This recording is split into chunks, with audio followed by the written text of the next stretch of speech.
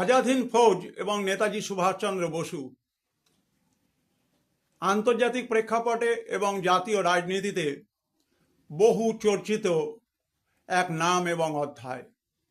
In the light off history ইতিহাসের আলোয় YouTube চ্যানেলে আজকে তুলে ধরব ইতিহাসের চতুর্থ সেমিস্টারের যে আজাদ হিন্দ ফৌজের যে বিচার প্রক্রিয়া, সেই বিচার প্রক্রিয়াকে কেন্দ্র করে ভারতবর্ষ এবং ভারতবর্ষের বাইরে তীব্র প্রতিক্রিয়া সৃষ্টি হয়েছিল।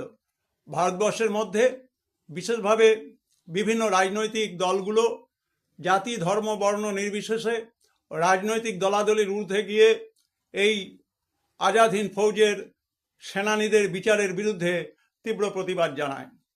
1945 সালের 5ই নভেম্বর দিল্লির লালকেল্লায় আজাদ হিন্দ বাহিনীর 3 সেনাপতি প্রেম সেহগাল, শাহনওয়াজ খান এবং গুরবক্স সিং ধিলো এদের প্রকাশ্য বিচার শুরু হয়। এদের একজন ছিলেন হিন্দু, একজন মুসলমান, একজন ছিলেন শেখ। এই বিচারকে কেন্দ্র করে সারা দেশে প্রতিবাদের ঝড় ওঠে। জওহরলাল নেহেরু তার দীর্ঘ 25 বছরের পরে আবার আইন পেশায় কালো কোট গায়ে দিয়ে এই সেনানীদের পক্ষে বিচারের আদালতে দাঁড়িয়েছিলেন। ভুলাভাই দেশাই, তেজ বাহাদুর সাপরু, কৈলাসনাথ কাটজু, আসফ আলী এই সমস্ত কংগ্রেস আইনজীবীরা সেনাদের পাশে দাঁড়িয়েছিলেন। সাংবাদিক বি শিবরাও বন্দি আজাদি সেনাদের দেখে লিখেছিলেন, বন্দীদের মধ্যে বিন্দুমাত্র হিন্দু মুসলমান বোধ নেই। এখন যারা লালকেল্লায় বিচারের অপেক্ষায় রয়েছেন তাদের একটা বড় অংশই মুসলমান। জিন্না সাহেব পাকিস্তান নিয়ে যে বিভেদ জিয়ে রেখেছেন তাতে এদেরই অনেকেই ক্ষুব্ধ।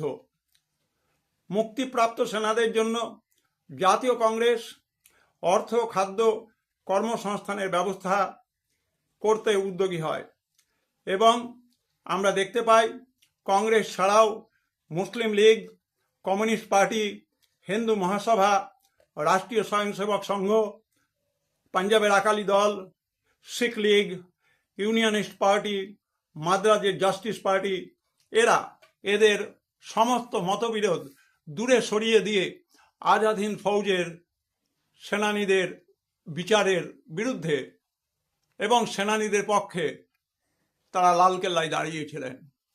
এই হচ্ছে আমাদের আজাদ হিন্দ ফৌজের সেনাপতিদের বিচারকে কেন্দ্র করে যে ভারতবর্ষের প্রতিক্রিয়া তা তুলে ধরা হলো। সবাই এই ভিডিওটি শেষ পর্যন্ত দেখবে।